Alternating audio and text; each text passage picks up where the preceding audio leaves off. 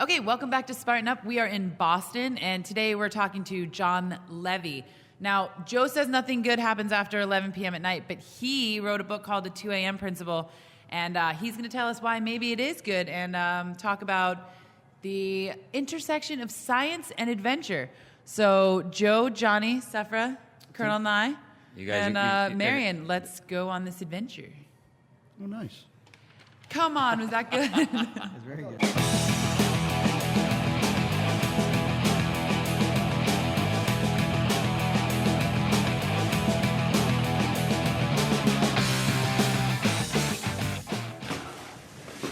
Where are we?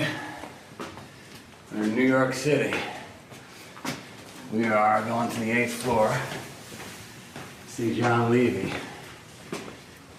What's the name of the manor? The Manor, yes. Yeah, with Jon Levy, who is a superstar. How many books have you written? This is my first book. It's called the 2 a.m. Principle. 2 a.m. Principle, which we're gonna get into. But first, let's tell the audience why you're an expert in some areas that could help us with success. So my background is I'm a human behavior scientist. I do research mostly out of Moran Cerf's lab, which is called C-Lab, and he's associated with MIT, NYU, and Kellogg. And so you're smart. Sometimes. Right. It depends on the day. Right. But what I do is I do research on why we make the decisions that we make and what affects them. Right. Anything why from human beings make the decisions they make. Exactly. Right. Yeah. So it could be, we'll look at mobile dating, right? And why do we date the people we date? And we find weird things like there's an 11.6% increased chance that you'll date somebody if they have the same initials as you. It's called implicit egotism. So something that reminds you of yourself is more attractive. Wow. All the way through to why people use coupons or why people click on certain buttons on the internet or whatever it is that you could imagine. And most of my time is actually spent applying other people's research. So I'll look at how to help companies become more successful using ideas like the Ikea effect. And the Ikea effect is if you spend more effort on something, you like it more. So that's why people disproportionately like their Ikea furniture because they had to physically assemble it themselves. Got it. And so you can get people to like a product more or people more by actually investing effort into it. So they must love Spartan race by the time they get to the finish line. Exactly. Right? Because what's even more amazing about Spartan race is that, or a great workout in general, is that human beings cannot process the duration of pleasure or pain. What they remember are the peaks of an experience and how they end. Right. So in the case of Spartan race, the end is so exciting and exhilarating, and the flood of hormones and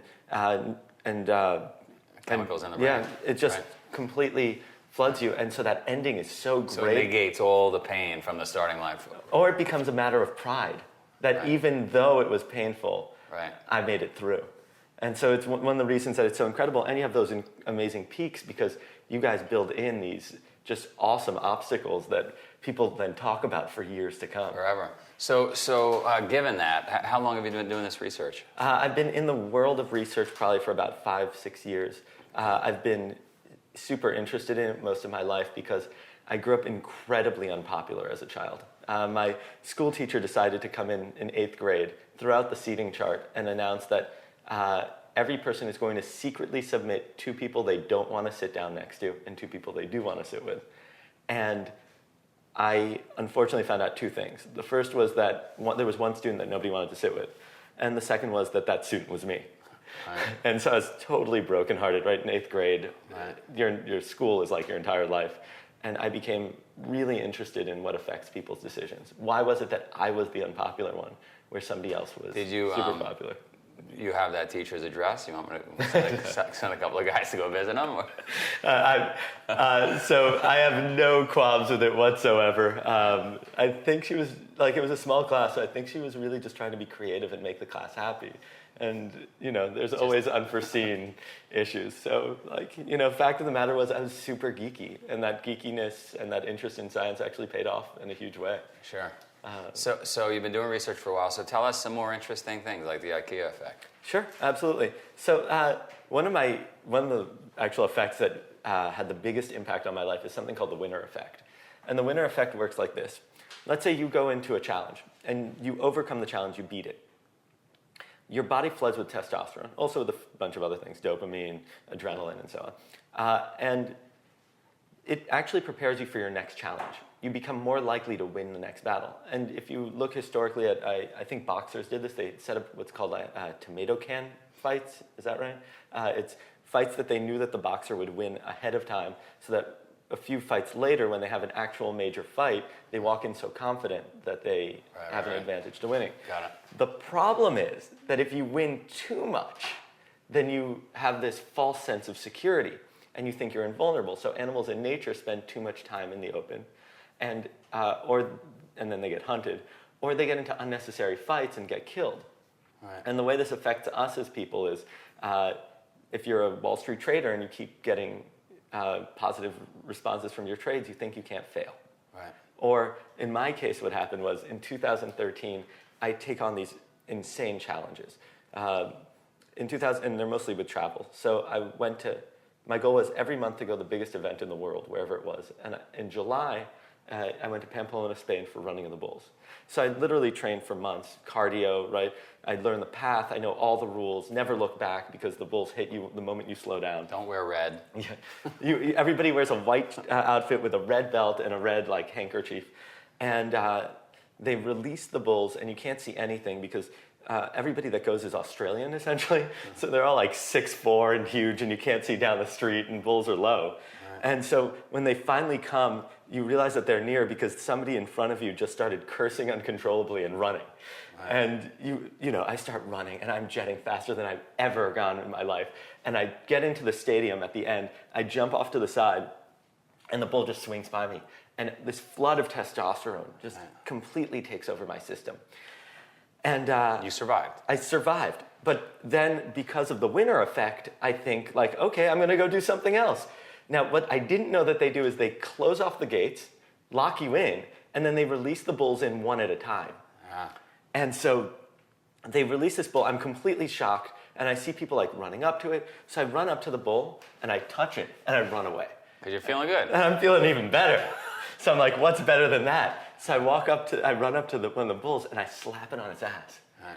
And the bull turns around and looks at me, and I'm freaking out, and luckily somebody else distracts it, and I run away. Right. So now I'm so pumped full of testosterone, adrenaline, winner effect in full force. How do the bulls enter the stadium? It turns out there's double gates. They run up an alley, and then people lie down on the ground, and the bull runs in and jumps over them. And they'll clear 12 people deep. It's crazy. Because they know they don't want to land on a person? Yeah, because, they see an obstacle, so they jump, right? It's a natural inclination. Now, don't forget, the bulls have been starved for 5 days, I think, at that point. They're just purely on adrenaline and And why are these people laying down? Because probably the winner effect, right? Because you are so full of it. Yeah. Right. And so the bull runs, and I literally took the safest position. I was crouched on the ground.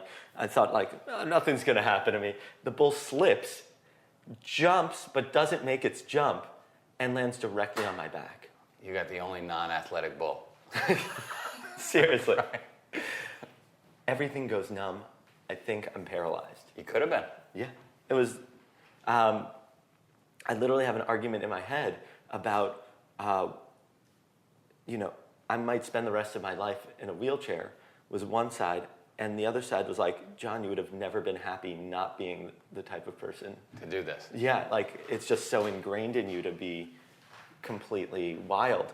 And I somehow managed to stand up, and I'm screaming for help because I know that there's something really wrong with my torso. And nobody can help me because they're pulling bodies out of the way from the rest of the people that were hit. On that same jump? Yeah. Right. And eventually I made it into an emergency room, and I had a hoof print embedded into my shoulder. 6 months of physical therapy. It was craziness, but I never regret living that lifestyle. Yeah. So explain what effect that might have had. So it's interesting. There's a few things. One was I started really studying deeper and deeper into the science of adventure, what causes us to live exciting lives. Right. And I believe that there's three. I have a definition for adventure that I had to create because there's no explanation for it. And I know that you have this wildly interesting life. So tell me if this is real. And it experiences an adventure. Wait. Don't say them. We're going to take a break. For today's break, a tip from Spartan SGX. Did you know trail running is far better for your mind and your body than road running? Concrete is really hard on the joints, and let's face it, it can be extremely boring. The very terrain of trails spreads the stress of running across more and larger muscles, which decreases the risk of overuse. Additionally, being outdoors and the sights and sounds of nature have been scientifically proven to lift your mood and lower your rates of anxiety. Become unstoppable. Spartan SGX training. It's always nice to get a little workout in there. Exactly. The sedentary lifestyle we live is just not working for me. Good. So tell me these 3 things. These 3 things. Okay, 1, an experience is an adventure if it is exciting and remarkable. As a society, or as a species, we've passed down our knowledge through an oral history. If it's not worth remarking about, it's not culturally significant. That means if you have, and this applies to anything, if you have a business that you want to succeed, is the business worth talking about? Is it remarkable? You want something to go viral? It first has to be worth discussing. Got it. Makes sense. Right? Right. 2, possesses adversity and or risk, preferably perceived risk. I learned that one the hard way. Right? So your brain actually processes an imminent danger, like an animal immediately attacking you, differently than it does, skydiving. Right. But the physical response is almost identical. And so when you look at it, the important thing is to have something to overcome, right? So just like the races, right? Sure. Or when you train or... Carry kettlebell. Yeah, exactly. Then there needs to be something that is daunting to you, that challenges you to push beyond your boundaries. Burpees. They will crush you. They will crush you. And then the third is it brings about growth. The person that you are at the end has to be distinct from the person who started. Right? If you look at any great hero's journey, what was critical is that the person at the end of the story was different than the person at the beginning. Yeah. And so the real gift of a challenge, of an adventure, of whatever it is that you get to redefine who you are in the process. Right. Because the memories will fade. The stories will be replaced by something even more insane over time. Sure. But that expanded capacity, nobody can take that away from you. You are always that expanded person. Yeah. It makes perfect sense because we talk a lot about transformation at Spartan Race and why is it? It's a sport, right? We're going to try to get in the Olympics, but at its core, it's transformative. And so you just nailed why it is transformative. So what's even more fascinating to me, as I started looking at this, I came across research about flow. So there's this researcher by the name of Mihai Csikszentmihalyi. Were you with me, by the way, in that conference with the flow guy? He was there? Where I got to tell you the story quick. I love it.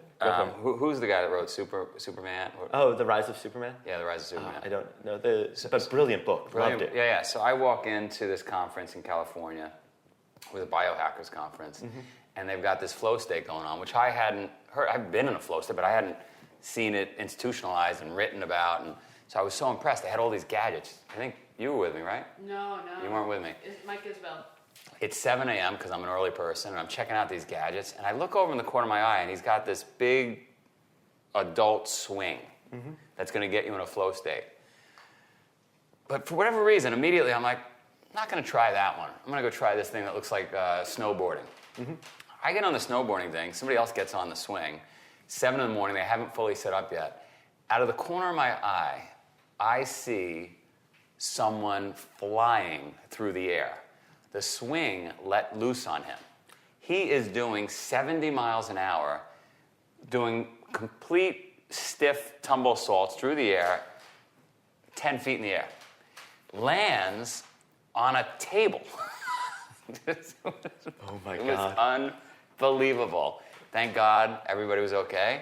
But I saw flow state first. Anyway, sorry to regress, but it was unbelievable. That's incredible. You see, because one of the things that gets you into flow state fastest is essentially a near-death experience, right? Well, this was a near-death experience. I like how the swing works. It's like, we're going to try and kill you every day, but you're going to love every second of it. So in flow state, Mihai looked at across the board, if let's say artists, musicians, people who are writers, whatever it is. But best of the best. Best of the best, like business people, whatever it is, athletes. And he asked the question, what is it when you're at this peak state of human performance? And people describe this experience of being completely intertwined in their activity, where they don't know where they stop and the activity begins. And there's this complete loss of self-consciousness. It's you in the activity.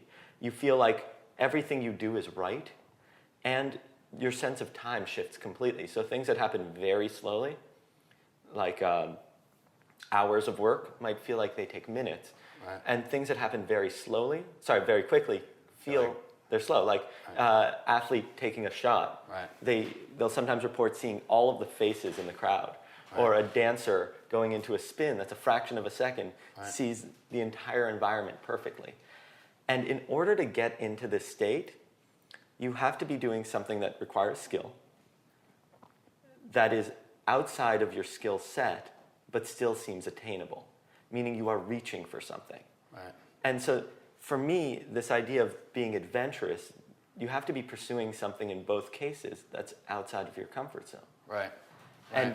And when you look at yourself as an athlete, or you look at yourself as a business person, it's always when you're striving for something that's just outside of your skill set. Which most people, I guess, pulling this back to how does the audience apply it to their everyday life, most people, I guess, don't do, right? Oh, yeah.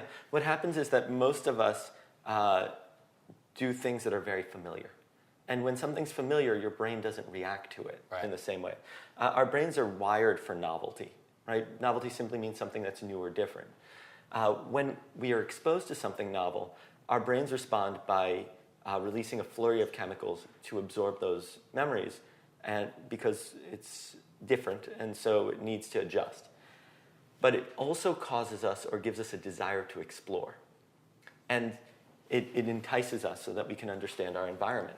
But when something's familiar, you can be driving home, not even remember the drive.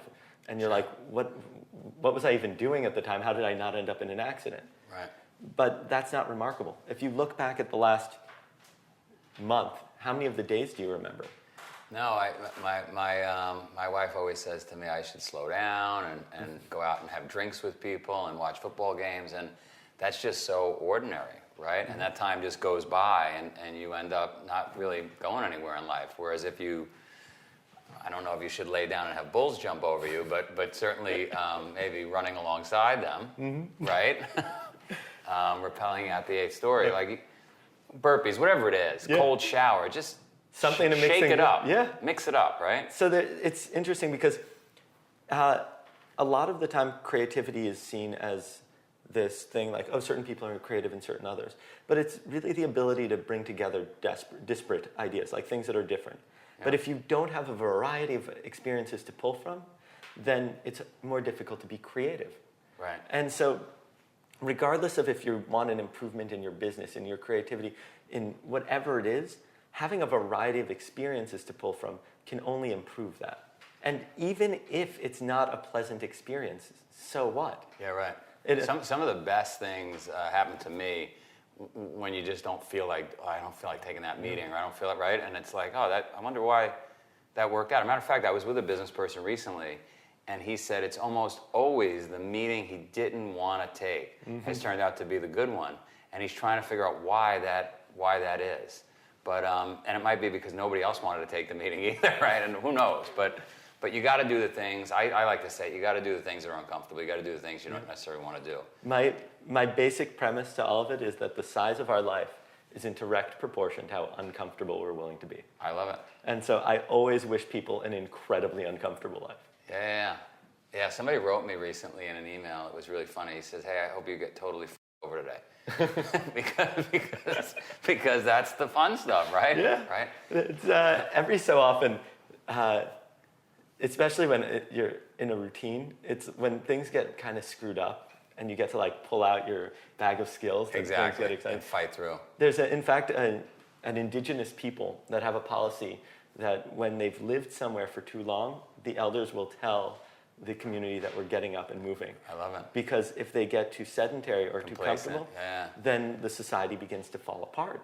Right. Because people just they get lazy. But when you're in an environment that's uncomfortable, everybody pulls together. Yeah. We had a hurricane come through our farm town in Vermont, and everybody pulled together. Mm-hmm. But then before the hurricane and after the hurricane, nobody talks to each other. And so yes. I get it completely.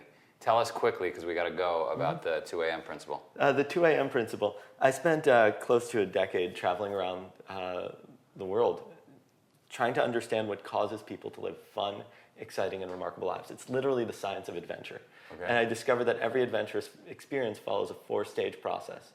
And so I combine outrageous stories like the bull, or I battled Kiefer Sutherland in Drunken Jenga and then crashed his family Thanksgiving as a byproduct. Love it. Within 10 seconds of meeting the woman behind the counter at Duty Free, I convinced her to leave her job and travel with me.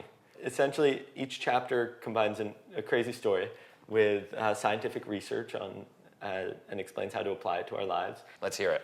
3 things. So first thing is that the most important thing you can do to live an exciting life is to say yes to things. Go out and try things regardless of if you think you're going to enjoy it or not. Second, do something that's slightly outside of your comfort zone. The reason is that that's the best way to enter, or one of the best ways to enter flow state. And second, it'll cause you to grow. And the more that you have those experiences, the better it'll go. And third is take advantage of the winner effect, so you want to stack wins. If you feel like you're lethargic, things aren't going well, just get one win under your belt, and then another, and let that momentum build up. And then you'll be able to tackle huge problems. Become a winner, make it happen, see you soon. What I loved about this, so Jon, as he described it, he said that he is a human behavior scientist. What was really cool about it, that's a pretty broad spectrum. You can look at why people do all kinds of stuff. And he was looking at adventure. And I love that. He picked the one trait and say, why do people do these things? And really dove into that whole adventure. And I love that he said, the size of your life will be proportionate to how uncomfortable you're willing to be. And you told the story about you getting an email from somebody saying, I hope you get completely effed over today. Yeah. So your life will be an adventure. And I just want to give a shout out to Jimmy Gayo, because that's a friend of mine who sent you that. Yeah, no, I agree. And I'm sure you agree. I'm sure we all agree that, I'm sorry, I can't cut Sephra out. But I'm sure we all agree that, that's what this whole Spartan movement is about, right? Get completely uncomfortable, get out of your comfort zone, and maybe you're in a little bit of pain at that moment, but when you reflect back, that's the dash between the beginning of your life and the end of your life. Well, he talked about the winner. The winner effect. The winner effect, which is what you talk about in the Spartan. We talk about it a lot. Yeah. So when you win, Taste of success. right? When you win, you get all those chemicals released in your brain, And it's actual physiological. It's a physiological change, and then when you get to the next starting line, you get a little release in the brain that gets you through the next challenge. Yeah. So, winning breeds winning. More winning on and something confidence. And Winning confidence. / confidence. Yeah. Confidence breeds confidence. So. But don't do the running of the bulls. I know you would probably do that. I'm not. You be the bull. I love the way he described it about he'd get away with one thing, so he'd do something crazier and just crazier and crazier. Just that gets us in trouble. That's the story of my life. I don't know. For the first time, we talk about getting comfortable, being uncomfortable. But the first time I'm thinking about maybe people's definition of comfortable is when they're miserable, they have so much anxiety. What is that comfortable thing? It seems like their baseline is actually not comfortable. It's just what they've become accustomed to, but people are really unhappy. For example, I was running through Harvard because we're in Boston, and maybe they're comfortable, but these people are just mindless shuffling zombies, and I'm up on the wall running, and everyone's looking I don't know what I'm talking about. Well, they're just trying to figure out how you got free time, or got free. But I think you're right. There's you get comfortable with the cage you're in, right? That's the problem. Sure. There's guys in prison that don't want to be let out. That's right. There's people who have it isn't just comfort as in luxury. It's comfort as in routine, as in the thing Patterning. The thing you know. Right. It's easier, right? Exactly. To put up with what you know as opposed to the unknown. There are Going to duty there are free. families, or the classic abused wife, right? Who could leave. And sometimes they have the means, the wherewithal, the money, whatever, and they still don't. It doesn't always have to be. I'm amazed. I lock my wife up in the basement every day, and she doesn't leave. I'm kidding. We love you. We love you. I love my wife to death, and I don't lock her up in the Who was basement. just calling you from Japan a minute ago. Crazy. But to break out takes risk, right? Sure. Absolutely. But that's a really neat thing, too, is he talks about what an adventure actually is, and he references Joseph Campbell, and the idea that to be an adventure, it has to be, A, exciting and remarkable, right. So something worth remarking on, worth Because speaking you want about. to talk about it. Exactly. And the second one, which is great, he said there has to be a risk, and hopefully just a perceived risk, right? Because we do things that are really risky, but it's the idea that you're going out and taking a chance that you may succeed or not. And then the last one is that something that causes you to grow. and the idea that we always come back from these things, from these adventures, having grown from the experience. We talked about that before with people who've been through traumatic experiences, and you got to find ways to grow through these things. And so I loved when he talked about these things that we put ourselves into, and we need to be willing to take a chance and to get out of that comfort zone, because the other thing he said, and I may be paraphrasing, but he said an experience doesn't have to be enjoyable to be valuable. And you talked about, you know, that some of the best things come with the thing you weren't going to do. Right. Well, I think also he's really smart, because now we live in a society that unless there's a scientific study that says, hey, eating genetically processed garbage food's bad for you, or water in a plastic bottle isn't as good as spring water, and people like don't have common sense until a study's like, well, 11.6 people found. And so if that's what you need to have, like, you know, you're going to be healthy when you eat food you grow or stuff from the wild, anything else is not going to be as good for you. I'm smiling but at if you need a study, then blessings. But I'm all smiling saying, at how you've suddenly become the arbiter of all things about who's smart. The people at Harvard are stupid. Yeah. but he's smart. No, but I'm just saying, like, for people who need statistics and want to understand adventure racing, who have that analytical 78.3% of people do.